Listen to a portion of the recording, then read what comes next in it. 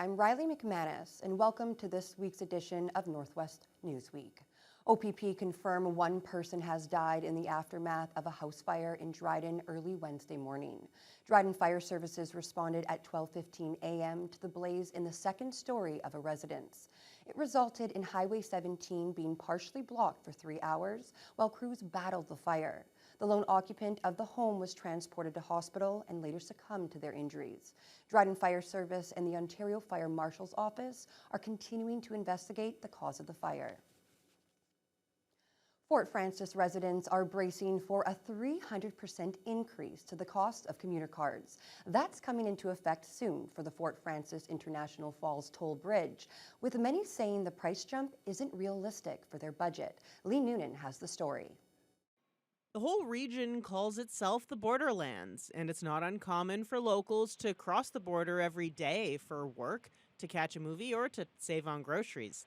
Single crossing tolls have already gone up, and the price of a commuter card, now $30, is set to triple in January. The 12 crossing cards have been selling like hotcakes since Ajogan, the company that owns the bridge, said they would continue to honor cards bought at the current price.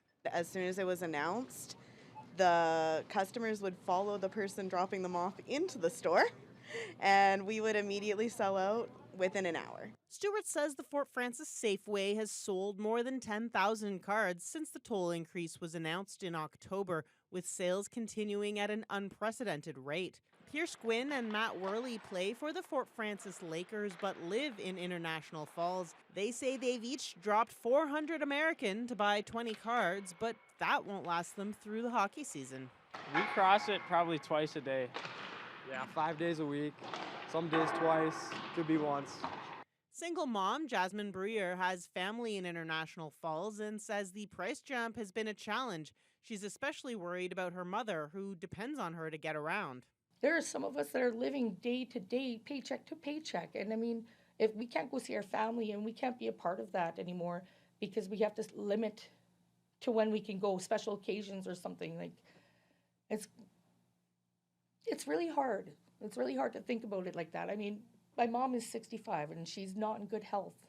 And I'm her eyes. She's blind, but I can't bring her to see her sisters now. It's hard. Travis Glowowski owns a web design and marketing company with clients on both sides of the border and says the local business community is concerned about the increase. Our clients are freaking out. We deal a lot, not only with businesses in town, but across the entire Rainier River District, a lot of them being resorts, lodges, fishing, hunting, things like that. We're trying to figure out if there might be like packages, some way that we can kind of figure out like, hey, we'll give you a reimbursement, or hey, just be aware that there is going to be this extra fee. Not everyone here is feeling the cost themselves. Some say they hardly ever cross the bridge. However, they all know someone who is affected and say the issue is a stressor throughout the region. Lee Noonan, TBT News. An airplane which took off from Thunder Bay has crashed upon landing in Wawa Monday morning. Fortunately, no one was injured, but officials from the Transportation Safety Board say there was extensive damage to the plane. The aircraft was a Mitsubishi MU-2 owned by Thunder Airlines in Thunder Bay. There were 3 people on board at the time, 2 pilots and a medic. This webcam located next to the Wawa airport shows emergency vehicles rushing to the scene just before 8 a.m. on Monday. The TSB says the runway was snow-covered at the time, and the plane lost control while it was landing. The emergency response manager for Thunder Airlines, Michelle Moffett, says they're grateful no one was hurt. TSB investigators will be at the scene tomorrow to try to determine the cause of the crash. Northwest Region OPP confirmed that 2 people were injured in a collision north of Nipigon Monday afternoon, involving a transport truck and an SUV. It happened on Highway 11 near Orient Bay. OPP say the driver of the transport, a 26-year-old from Calgary, has been charged with careless driving and driving left of center on a curve. 2 occupants of the SUV were transported to hospital with serious but non-life-threatening injuries. The highway was shut down in both directions for several hours. The Rainy River and Kenora districts have a new ambulance dispatch system. They're the first in the Northwest and among the first in the province to make the switch to the new medical priority dispatch system.